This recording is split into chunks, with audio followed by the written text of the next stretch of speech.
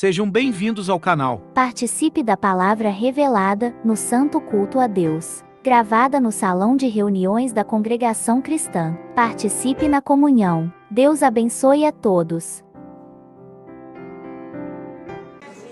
Vamos, irmãos, fazer a leitura da palavra que o Senhor nos tem revelado no livro de Juízes.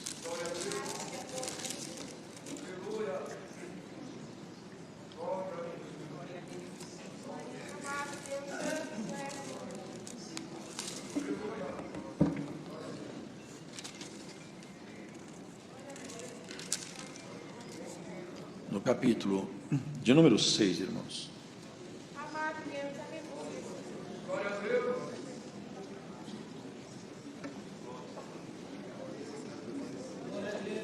Capítulo 6 do livro de Juízes.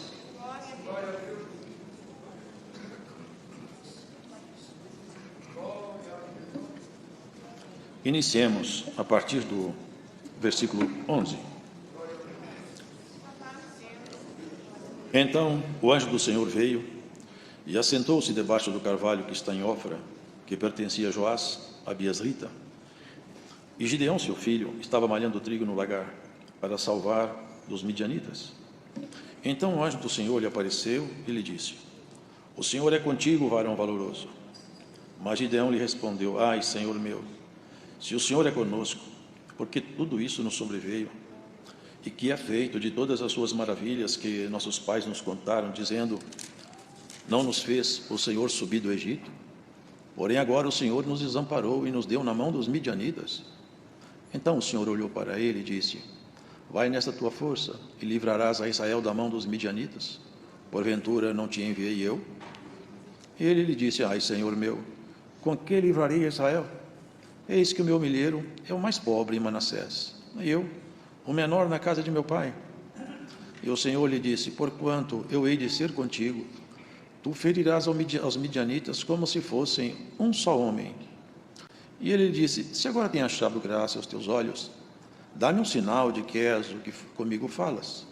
Rogo-te que daqui te não apartes, até que eu venha a ti e traga o meu presente, e o ponha perante ti. E disse: Eu esperarei até que voltes. Entrou Gideão e preparou um cabrito e bolos asmos de um efa de farinha. A carne pôs num açafate e o caldo pôs numa panela, e trouxe-lhe até debaixo do carvalho e lhe o apresentou. Porém o anjo de Deus lhe disse: Toma a carne e os bolos asmos e põe-nos sobre esta penha, e verte o caldo. E assim o fez. E o anjo do Senhor estendeu a ponta do cajado que está na sua mão, e tocou a carne e os bolos asmos. Então subiu o fogo da penha, e consumiu a carne e os bolos asmos, e o anjo do Senhor desapareceu de seus olhos. Então viu Gideão que era o anjo do Senhor, e disse Gideão: Ah, Senhor Jeová, que eu vi o anjo do Senhor face a face. Porém o Senhor lhe disse: Paz seja contigo, não temas, não morrerás. Então Gideão edificou ali um altar ao Senhor, e lhe chamou: Senhor é paz. E ainda até o dia de hoje está em Ofra dos Abiasritas. E aconteceu naquela mesma noite que o Senhor lhe disse: Toma o boi de teu pai, a saber, o segundo boi, de 7 anos, e derruba o altar de Baal, que é de teu pai, e corta o bosque que está ao pé dele. E edifica ao Senhor teu Deus um altar no cume deste lugar, forte, num lugar conveniente. E toma o segundo boi e oferecerá em holocausto com a lenha que cortares do bosque. Então Gideão tomou 10 homens dentre os seus servos, e fez como o Senhor lhe dissera. E sucedeu que, temendo ele a casa de seu pai e os homens daquela cidade, não o fez de dia, mas fê-lo de noite. Levantando-se, pois, os homens daquela cidade de madrugada, eis que estava o altar de Baal derribado, e o bosque que estava ao pé dele cortado. E o segundo boi foi oferecido no altar de novo edificado. E uns aos outros disseram: Quem fez esta coisa? E, esquadrinhando e inquirindo, disseram: Gideão, o filho de Joás, fez esta coisa. Então os homens daquela cidade disseram a Joás: Tira para fora teu filho para que morra, pois derrubou o altar de Baal e cortou o bosque que estava ao pé dele. Porém Joás disse a todos os que se puseram contra ele: Contendereis vós por Baal? Livrá-lo-eis vós? Qualquer que por ele contender, ainda esta manhã será morto. Se é Deus, por si mesmo contenda, pois derrubaram o seu altar. Pelo que naquele dia lhe chamaram Jerubbaal, dizendo: Baal contenda contra ele, pois derrubou seu altar. E todos os midianitas e amalequitas e os filhos do Oriente se ajuntaram num corpo, e passaram e puseram seu campo no vale de Jezreel. Então o Espírito do Senhor revestiu Gideão, o qual tocou a buzina, e os abiasritas se ajuntaram após dele. E enviou mensageiros por toda a tribo de Manassés, que também se convocou após dele. Também enviou mensageiros a Ézer, e a Zebulon, e a Naphtali, e saíram-lhe ao encontro. E disse Gideão a Deus: se hás de livrar a Israel por minha mão, como tens dito, eis que porei um velo de lã na eira. Se o orvalho estiver somente no velo, e secura sobre toda a terra, então conhecerei que hás de livrar a Israel por minha mão, como tens dito. E assim sucedeu, porque ao outro dia se levantou de madrugada e apertou o velo, e do orvalho do velo espremeu uma taça cheia de água. E disse Gideão a Deus: não se acenda contra mim a tua ira, se ainda falar só esta vez. Rogo-te que só esta vez faça prova com o velo. Rogo-te que só no velo haja secura, e em toda a terra haja orvalho. E Deus assim o fez naquela noite, pois só no velo havia secura, e sobre toda a terra havia orvalho. Amém. Amém.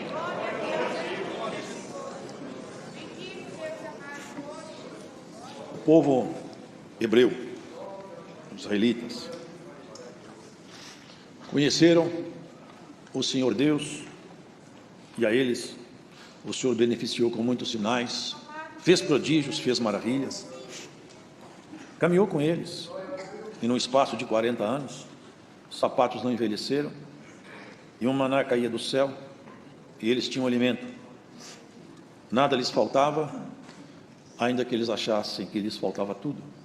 Tiveram até saudade de ser prisioneiro no Egito, sentiram saudade de ser escravizados pela mão de um faraó, porque andavam pelo deserto, e no caminhar, e no calor, eles se esqueceram daquilo que Deus fez. Deus nunca prometeu que essa terra seria lugar de descanso para ninguém. Essa terra só foi de lugar de descanso para um casal, e por um pouco de tempo até eles se mostrarem infiéis. Só Adão e Eva tiveram aqui como lugar de descanso. Nós não. Aqui não era lugar de descanso. Aqui é um lugar de batalha, um lugar de grandes guerras. Israel, ao longo do tempo, os hebreus se mostraram bastante teimosos, a ponto de Deus dizer para Moisés: eu não vou levar esse povo até Canaã, não vou. E eu me canso de ver todas as ocasiões que eles podem, eles me irritam, eles me provocam a minha ira. Chegou a ponto de Moisés mostrar o que estava escondido no coração dele, porque o Senhor falou: eu vou destruir esse povo, te dou um povo melhor. E no ímpeto do amor, no ímpeto do cuidado, como um grande pastor, que olhava pelas suas ovelhas, Moisés falou: Senhor, se o Senhor for matar esse povo, risca meu nome do livro da vida. A loucura do amor de Moisés. O Senhor disse: Moisés, eu risco do meu livro aquele que pecar contra mim. E o fato é, irmãos, que Deus não matou o povo, mas esperou que morressem. 40 anos, toda aquela geração rebelde morreu, menos 2, Josué e Calebe, porque eram homens de fibra, homens que, quando encontrava dificuldade, não se apoiava na dificuldade, se apoiava no autor da fé. Senhor Todo-Poderoso, trouxeram um cacho de uva que precisou de 2 homens para carregá-los, mas quando viram os homens que habitavam lá, aqueles gigantes, infamaram a terra de tal maneira que Calebe e Josué foram os únicos que falaram bem da terra. E o Senhor falou: essas criancinhas que vocês estão trazendo aí, elas vão entrar lá, vocês não vão. Mas Moisés, Josué e Calebe entrarão. E aqui nós vemos a questão de juízo, tem muito a ver com essa história. Uma vez que tomaram posse lá, irmãos, havia um homem que ele andou, viu, porque quem viu as coisas de Deus, quem conhece Deus de perto, ele não é como as demais pessoas. O seu porte, a sua conduta, ela revela isso aí. Ele conhece a Deus.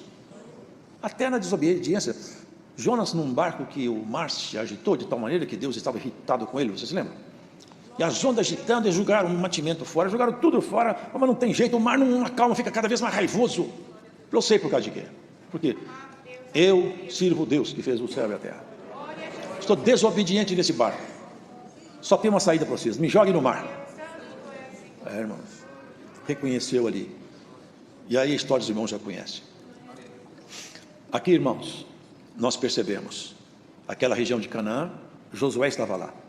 Enquanto Josué foi vivo, aquele povo andou debaixo do temor de Deus, porque Josué era um homem fiel, lembrava-se dos feitos desde Moisés e tanto quanto com ele, e ninguém saía fora dos marcos. Mas depois que Moisés morreu, ainda ficaram alguns que se lembravam das coisas que Deus tinha feito.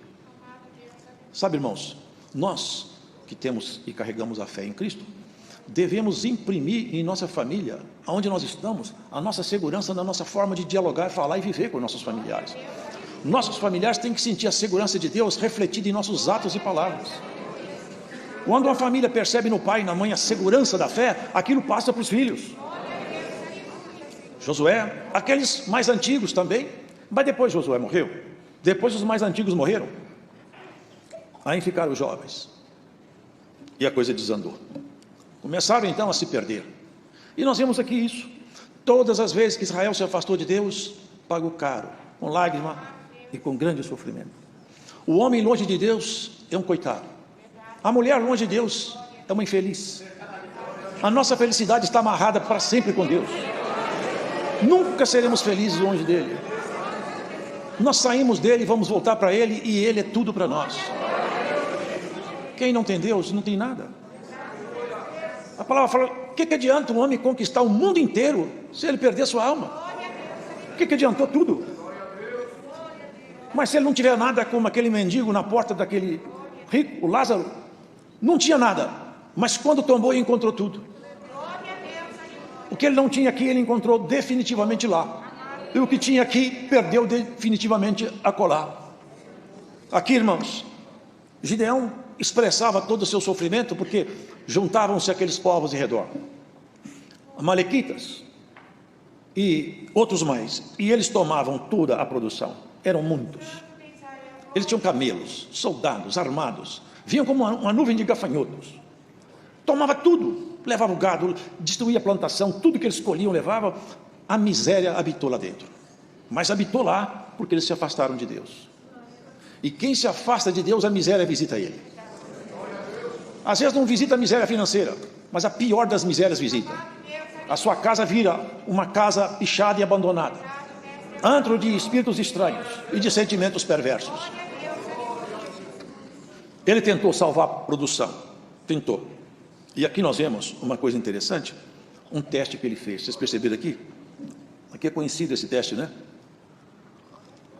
Pegou um novelo de lã, falou: senhor, se o senhor realmente está comigo, vou fazer um teste. Vou pegar um novelo, vou colocar ele lá fora no sereno e deixa a noite passar. Se o senhor está nesse negócio, que esse assunto eu estou conversando só com o senhor, amanhã cedo eu quero encontrar água só no novelo. Ele exigiu que, de noite, todo o orvalho fosse condensado em cima do novelo, mas não condensasse no orvalho em lugar nenhum mais ali em volta. No outro dia ele espremeu, encheu um copo cheio de água do novelo. Agora ele falou: mas eu quero uma segunda prova. Amanhã eu quero que a terra fique toda molhada, menos o novelo. No outro dia ele pegou o novelo todo seco e a terra toda molhada. Aqui eu entendo que nós podemos fazer um paralelo do que aconteceu com Israel e o que acontece com os gentios hoje. Nós vamos ver que essas histórias todas aqui narradas na Bíblia, elas refletem a história de Deus com o povo hebreu. Esse povo era o único povo que estava encharcado do Espírito Santo. Esse novelo é Israel. Ali Deus manifestava, tinha visão, tinha sinais, tinha prodígio, tinha a mão do Deus Todo-Poderoso para auxiliar aquela gente. Isso era o tempo da primeiro teste dele. Eu quero o novelo cheio de água. Aqui o novelo ainda tinha água. Se espremeu o novelo hoje em Israel, não sai nenhuma gota. Em 2000 anos que Jesus Cristo veio, até hoje, não tem nenhum sinal lá. Está tudo parado. Se eles abaixarem as armas, eles morrem. Não há como ter um dia de sábado preservado para um culto, um trabalho dentro do judaísmo, porque eles não podem ficar sem guarda dia nenhum. Moço novo, moça, tudo com arma na mão. Sabe por quê, irmãos? O novelo ficou seco e a terra está encharcada. Bem-aventurado é você que o Espírito Santo está em você. O Senhor encharcou essa terra aí. E a última, irmãos, em 1500, por um período grande de tempo, a terra ficou afastada. Uma mão forte segurava para que a Bíblia não fosse entregue aos homens. Em 1500 aproximadamente, Martim Lutero, ele lendo a Escritura, ele se revoltou contra os dogmas da Igreja Romana. Publicou 95 teses no Palácio de Wittenberg. Ali começou então um movimento espiritual, um renascimento, um avivamento do Espírito na Europa. Derramou o Espírito dele na Europa. E foi um movimento maravilhoso. Chegou ao Brasil, Estados Unidos, caminhando para a África. Mas esse novelo que está aqui molhado, aproveite a dispensação do Espírito de Deus. Aproveite. Antes que o tempo da dispensação acabe, como está escrito em Lucas, Jerusalém será pisada pelos gentios até que o tempo dos gentios se complete. Ele fez o teste, irmãos, e ele se deu por satisfeito. Por quê? Ele queria fazer um trabalho muito simples. Tudo que ele queria era malhar o trigo. Ele não queria nada mais do que isso. Mas o Senhor falou com ele: olha, você não vai só malhar o trigo, eu vou entregar os seus inimigos na sua mão. Eu vou entrar com você na peleja e Israel vai ser liberto pela sua mão. Ele, avaliando as suas credenciais de homem, ele falou: mas eu sou um homem tão simples, minha casa é casa de gente pobre, eu não vejo como pode acontecer isso. Ele falou: se eu estiver contigo, é possível. Se eu te ajudar, a coisa vai dar certo. Agora eu acho interessante a forma que Deus fez tantas coisas no passado, para mostrar claramente, irmãos, que é o poder dele no ser humano é que faz toda a diferença. Você acredita mesmo que você está de pé até hoje porque você resolveu ir para o céu? Você acredita que você chegou até aqui porque você tem vontade de ir para o céu? Ou porque Deus teve misericórdia e Ele vem te fortalecendo ao longo de sua jornada? É Ele que está te fortalecendo. Você não teria a mínima condição de ter chegado até onde você chegou. Lá atrás, quando os adversários cercaram o seu caminho, quando a sua estrada foi cercada, você teria parado lá atrás. É o Senhor que sempre esteve do nosso lado, sempre nos empurrando, auxiliando. É a mão forte dele. É quando a coisa está muito agravada, ele cria um fato novo. Alguma coisa nova acontece. As armas de guerra de Gideão, tinha lá uns 20 e poucos mil homens, não me lembro. Vai lutar contra os inimigos. O Senhor falou que ele tem muita gente, hein? Eles eram muito mais em número, nem se comparava. Mas eu tenho muita gente para lutar. Daqui a pouco você vai acreditar que esse povo seu é que venceu. Fala que todo mundo que for covarde pode ir embora. E foram muitos embora. Irmãos, muitos se acovardaram na fileira da caminhada da fé. Você lembra a parábola do semeador? Quando chegou a perseguição por causa da semente, muitos se escandalizaram. Não deserte dessa caminhada, hein? Não larga o teu posto, não foge da guerra, o Senhor vai te ajudar. Voltaram muitos. Quantos tem? Fala, tem muito ainda. Vai lá no rio e fala para eles beber água. Os que bebem água como bebe o cão, separa para um canto. Contou lá 300 homens. 300 homens não dá nem para começar a briga. Então é isso aí que eu quero. Saiu o homem de Deus para a peleja. Hoje pegou um cântaro, mas antes dele sair para a peleja, ele estava com medo ainda. O Senhor falou que ele desce até o arraial do inimigo lá. Vai você e seu moço lá. Eles desceram lá de noite. Um estava contando para o outro: essa noite eu tive um sonho. O sonho que tinha um pão, uma espada. Sabe o que é? Era o pão de cevada. E ele batia contra o arraial, julgava as tendas, virava de cabeça para cima. Venceu tudo aqui. O outro falou assim: e eu sei a interpretação desse sonho. Eu falei: qual que é? Essa é a espada de Gideão. O sonho lá no inimigo. Eu falei: e agora, Gideão? Dá para lutar? Agora dá. Agora, depois dos novelos, depois do próprio inimigo confessar que minha espada vai lá, eu vou. Aí ele juntou o povo, 300 homens, uma infinidade de inimigos. Mas não importa quantos estão contra você, importa quem está do seu lado. Se o Senhor estiver contigo, tudo vai dar certo. Se você não largar a mão de Deus, de você ele não se aparta, irmão. Ele segurou sua mão, não larga, porque ele vai te levar até o fim. Olha, quando você está bem em comunhão com Ele, não tem força que se aproxime, você tem medo do resplendor que sai do rosto dele. Glórias ao Senhor. Sai de Deus um brilho tão forte que o teu inimigo tem medo de olhar para você pelo brilho de Deus em você. Pela luz, pela virtude, pela graça, pelo poder. Recebe nessa palavra o poder do Espírito Santo no seu coração, para você não se amofinar, não correr desse campo de batalha. Glórias ao Senhor. Ainda que esteja difícil o campo de batalha para você, Ele mostra um horizonte tenebroso, você não vê saída. Jesus Cristo, Ele tem uma saída para você. Ele cria caminho aonde não tem caminho. era só uns pãezinhos, vocês lembram? Uns peixinhos, uns pãezinhos. Uma multidão enorme, 5.000 homens. O que vocês têm aí? Tem um pãozinho, peixinho. É só o que você tem, é só o que nós temos. É tudo o que eu preciso, eu não preciso de muito, eu preciso de se oferecer para alguma coisa. Senta todo mundo em sítio de 50 e 100, sentaram. E daqui a pouco começaram, passa uma cesta para lá, ninguém percebeu o que estava acontecendo. Na medida que eles tiravam da cesta, a palavra de Cristo fazia aparecer no lugar. Tirava, aparecia.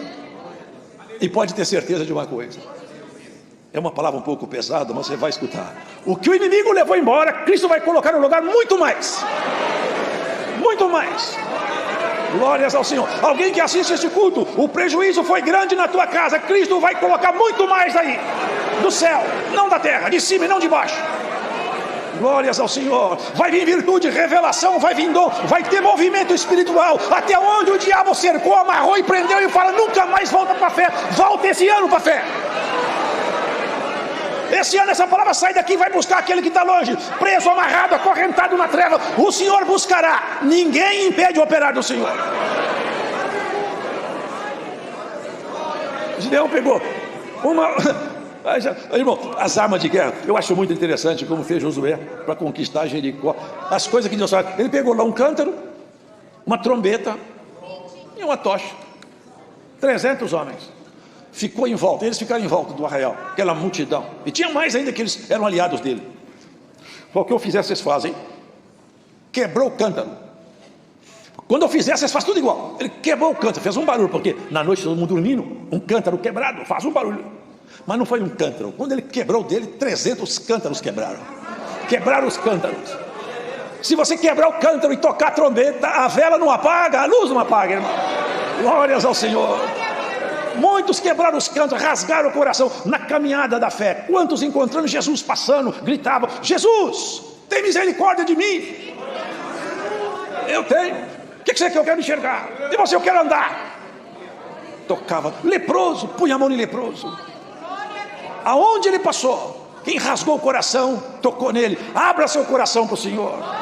Confesse as suas misérias, seus limites. Confesse as suas carnalidades quando for necessária. Mas rasgue o coração e fala, Senhor, eu quero misericórdia, eu quero ajuda, eu quero apoio, eu quero teus dons, eu quero entrar no santuário das tuas revelações. Quebrou o cântaro e aquele barulho enorme. E toca a trombeta, 300 trombetas tocando. Quando acordaram, foi tanto susto que um levantou com a espada na mão. Sabe o que fizeram? Enfiaram a espada um no outro, mataram um ao outro. Foi uma mortandade lá embaixo. E ficaram com tanto medo que saíram correndo. Agora pode ir atrás, chama o resto dos companheiros, que agora o Senhor entregou eles na nossa mão. Vocês percebem que o Senhor ganha guerra? Não é com um soldado famoso, é com fé no coração. Tudo que para você for difícil, com Jesus Cristo é fácil. Aonde você não puder caminhar, Cristo te fará andar. Ele te fará chegar até a cidade santa.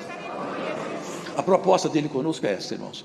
É para nos fazer passar aqui nos campos minados, nos processos difíceis, mas nos fazer chegar até o fim.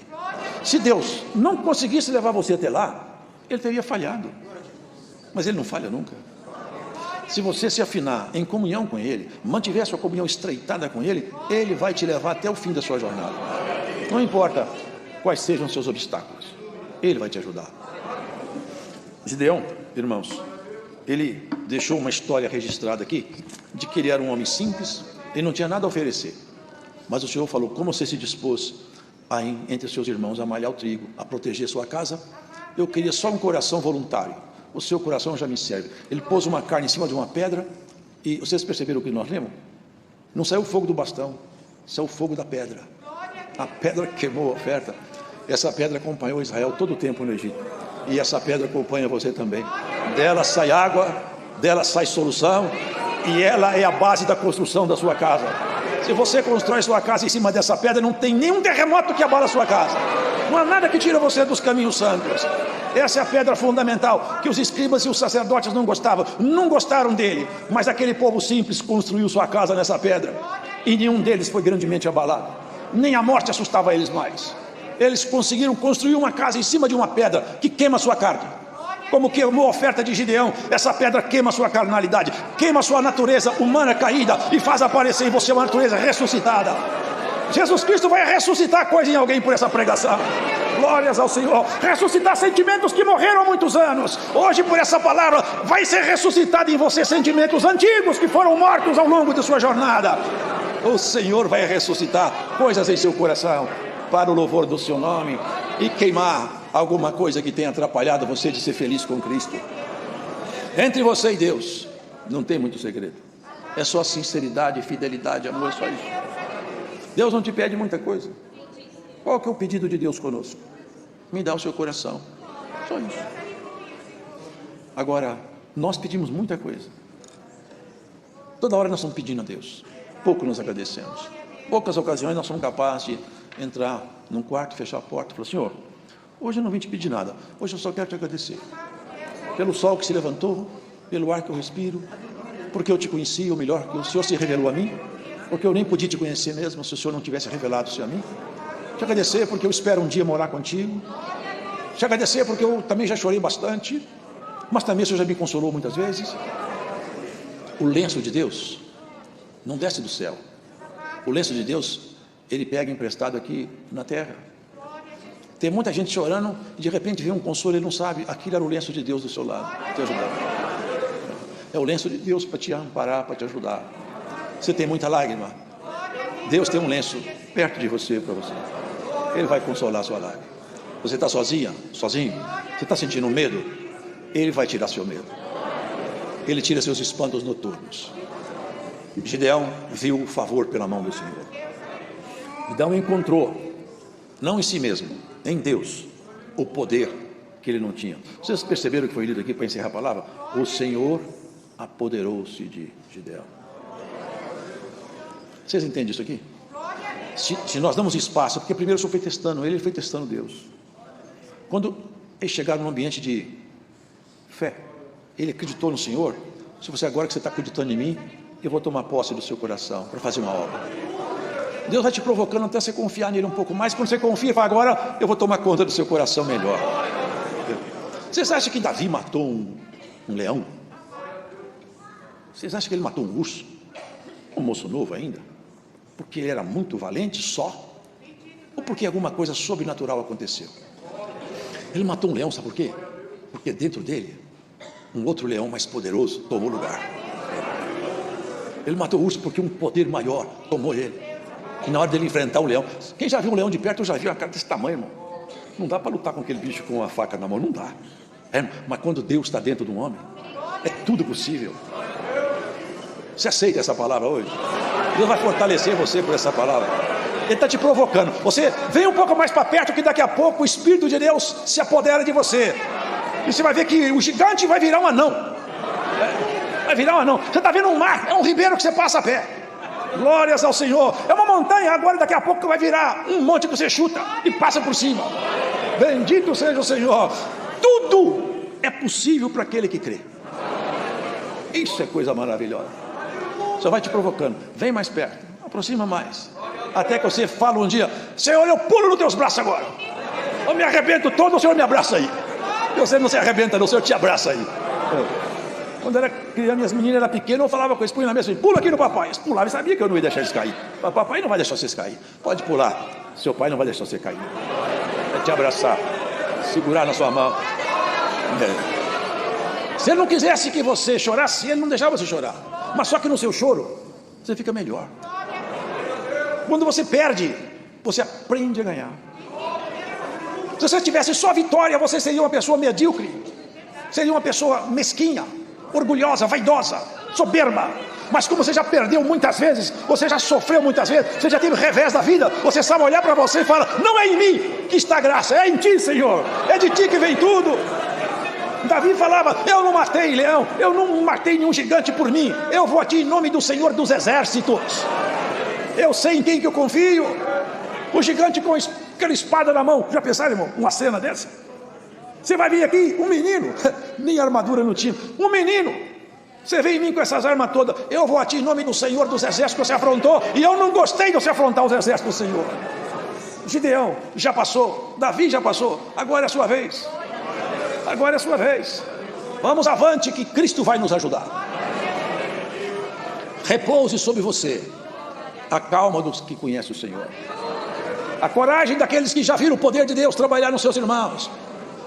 E se fez para ele, pode fazer para nós também. Não é assim, irmão?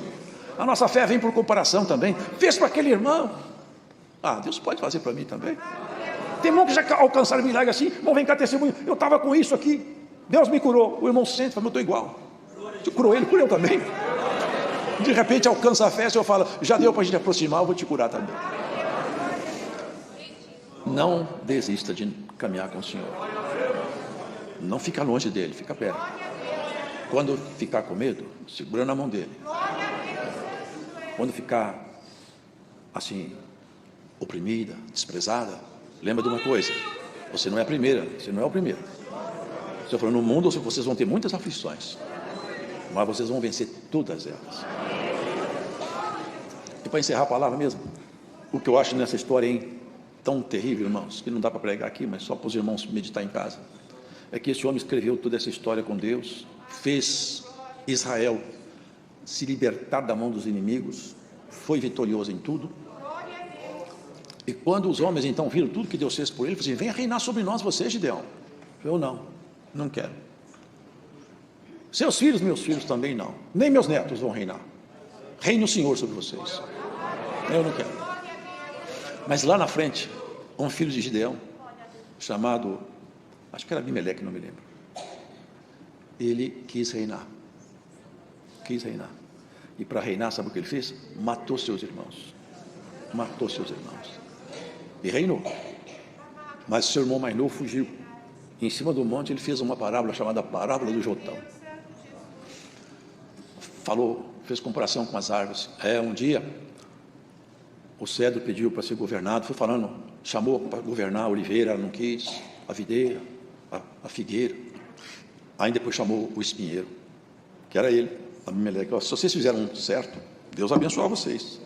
Agora, se vocês não fizeram, saia fogo de Abimeleque para vocês e fogo de vocês contra ele. A nossa unidade é a nossa força. Nós somos um povo de Deus porque nós somos unidos.